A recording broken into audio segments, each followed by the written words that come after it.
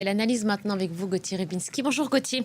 On est bien. Le Qatar a appelé en ce milieu d'après-midi avec force la communauté internationale à arrêter le deux poids deux mesures et à sanctionner Israël. Est-ce que cet appel restera sans réponse et de la part des Américains et de la part des Européens? Alors, de la part des Américains, oui, sans aucun doute. On vient d'entendre Marco Rubio. De la part des Européens, il faudrait que politiquement, ils soient un peu plus grands. On voit bien que là aussi, sur ce sujet, ils ne sont pas unis, hein, puisque la France compte reconnaître l'État palestinien et que ce n'est pas le cas, par exemple, de l'Allemagne. Bon.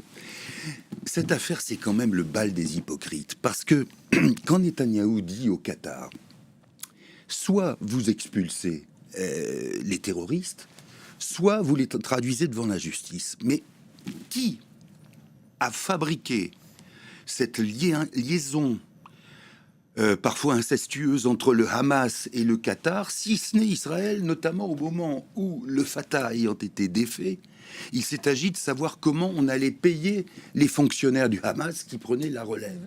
Et Israël a été fort heureuse d'avoir le Qatar pour payer ses fonctionnaires.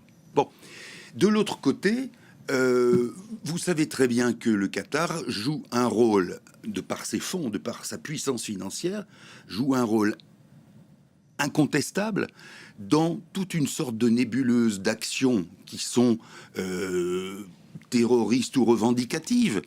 Mais tout ça, on le dit aujourd'hui comme si ça n'était pas vrai depuis fort longtemps. Donc c'est là qu'il y a quelque chose d'hypocrite. De la même manière que Israël, qui est engoncé aujourd'hui avec un Netanyahou dans une forme d'arrogance qui va lui nuire et qui consiste à dire « si vous ne le faites pas, nous on interviendra ». Alors, pourquoi Israël intervient en faisant éclater des bombes et en reconnaissant même que l'objectif de cette intervention n'a pas été totalement atteint? On connaît un Israël qui sait agir.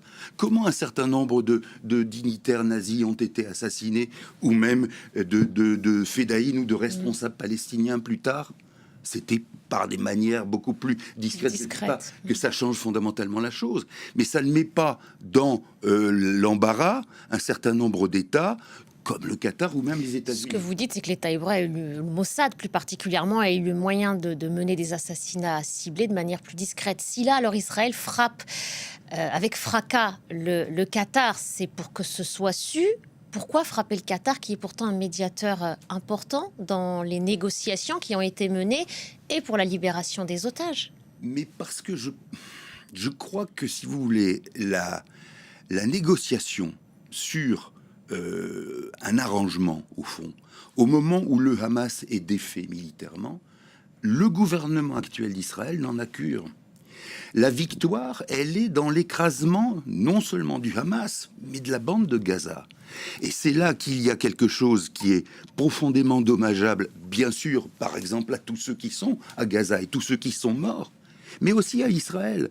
Parce que qu'est en train de faire Netanyahou, si ce n'est promettre des générations et des générations de conflits et de dire aux Israéliens, vous ne serez jamais en paix. Donc c'est un état de guerre permanent? Oui. Alors, je reviens à la question précédente et je reprends les interpellations du Qatar. Non, mais on revient à cette question du deux poids, deux mesures. Pourquoi aucune sanction n'est prise vis-à-vis de ce gouvernement, alors que Benyamin Netanyahou, en réalité, il a toujours fait ce qu'il a promis de faire? Tout à fait. Et là, on le voit bien, c'est-à-dire qu'il s'est comporté de la même manière avec Barack Obama, avec d'autres, avec Biden, etc. Je cite souvent la question de Ma'ale Adumim, cette colonie israélienne dont on reparle beaucoup en ce moment parce qu'elle va s'agrandir.